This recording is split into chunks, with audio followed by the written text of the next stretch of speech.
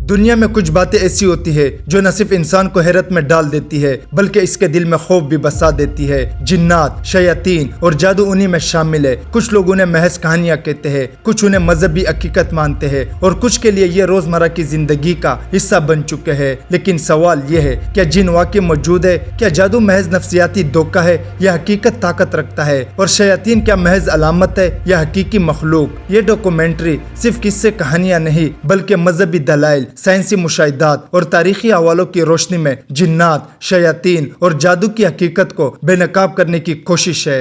جنات ایک نظر اسلامی عقیدے پر۔ اسلامی عقیدے کے مطابق جن اللہ تعالیٰ کی ایک ایسی مخلوق ہے جو انسانوں سے پہلے پیدا کی گئی۔ قرآن مجید میں جن کا تذکرہ کئی بار آیا۔ سورۃ الحجر کی آیات 27 میں ارشاد ہے، اور جنات کو ہم نے اس سے پہلے آگ کی لپیٹ سے پیدا کیا تھا۔ یہ مخلوق انسانوں کی طرح شعور، ارادہ اور اختیار رکھتی ہے، یعنی نیک بھی ہو سکتی ہے اور بد بھی۔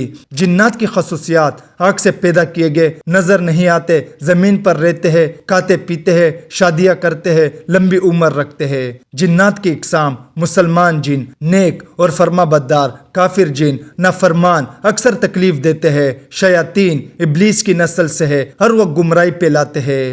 شیاطین، ابلیس اور اس کی نسل۔ شیاطین کا ذکر سنتے ہی ذہن میں ایک بدصورت، سینگوں والا، لال آنکھوں والا خوفناک کردار آتا ہے، لیکن اسلامی نقطہ نظر سے شیطان ابلیس کی اولاد اور پیروکاروں کا مجموعہ ہے۔ ابلیس کی کہانی: ابلیس جنات میں سے ہے اور عبادت میں اتنا آگے بڑھ چکا تھا کہ فرشتوں کی صف میں شمار ہوتا تھا، لیکن جب اللہ تعالیٰ نے آدم کو پیدا کیا اور فرشتوں کو سجدے کا حکم دیا تو ابلیس نے انکار کر دیا۔ اسی انکاری کے بنیاد پر وہ لعنتی اور شیطان کہلایا۔ میں اس سے بہتر ہوں، تو نے مجھے آگ سے پیدا کیا اور اسے مٹی سے۔ سورۃ الاعراف۔ شیطان کا کام صرف وسوسہ ڈالنا ہے، لیکن اختیار انسان کے پاس ہے۔ جادو کب، کیسے اور کیوں؟ جادو کوئی نئی چیز نہیں، یہ انسانوں کے ساتھ ہزاروں سال سے موجود ہے۔ اسلامی تعلیمات کے مطابق جادو کا آغاز حضرت سلیمان علیہ السلام کے وقت سے پہلے ہو چکا تھا، لیکن سب سے زیادہ ذکر بابل کے شہر میں ہوتا ہے، جہاں دو فرشتے ہاروت اور ماروت کا واقعہ بیان کیا گیا ہے۔ قرآن میں ذکر: اور وہ ان دونوں سے ایسے سیکھتے تھے جیسے میاں بیوی میں جدائی ڈال دے۔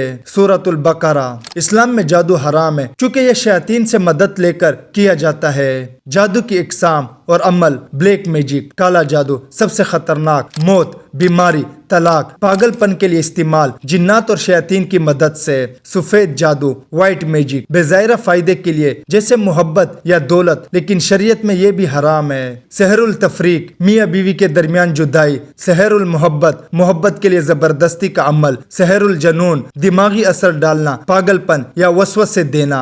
جادوگر کون ہوتے ہیں؟ ان کا معاہدہ: جادوگر عام انسان ہوتے ہیں لیکن وہ شیاطین سے معاہدہ کرتے ہیں۔ اس معاہدے میں اکثر قرآن کی بے حرمتی، ناپاکی یا عبادت کی قربانی شامل ہوتی ہے۔ شیطان کا بدلہ: شیطان جادوگر کی مدد کے لیے بدلے میں انسان کو گمراہ کرتا ہے، اس کے ایمان کا سودا کرتا ہے۔ مشہور واقعات جنہیں جنات یا جادو سے جوڑا گیا: بابر کا جادو ٹونے کے خلاف جنگ کا واقعہ، کالا پانی جیل میں جنات کی موجودگی کی شہادت ہے، حضرت عمر کے دور میں جن کی موجودگی پر ایک قاضی کا فیصلہ، مصر میں فرعون کے جادوگر اور حضرت موسیٰ کا مقابلہ، جنات کی آبادی والے مقامات، چولستان، تر، عرب کے صحرا۔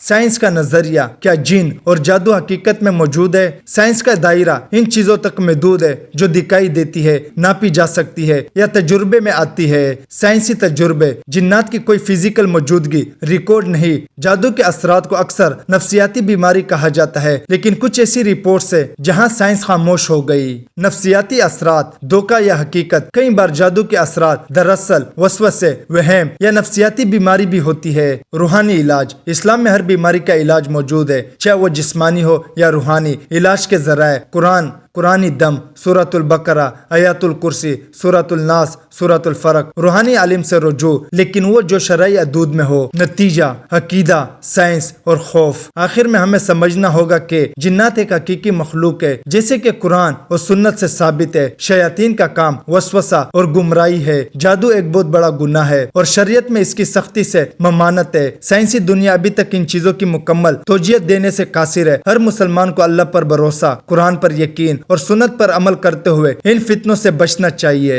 یہ دنیا صرف وہی نہیں جو ہم دیکھتے ہیں، کچھ چیزیں ایسی بھی ہے جو دیکھنے سے زیادہ محسوس ہوتی ہے اور کچھ حقیقتیں ایسی بھی جو صرف ایمان سے سمجھی جا سکتی ہے۔ یہ ویڈیو اچھی لگی تو لائک کریں اینڈ سبسکرائب کریں۔ Thank you.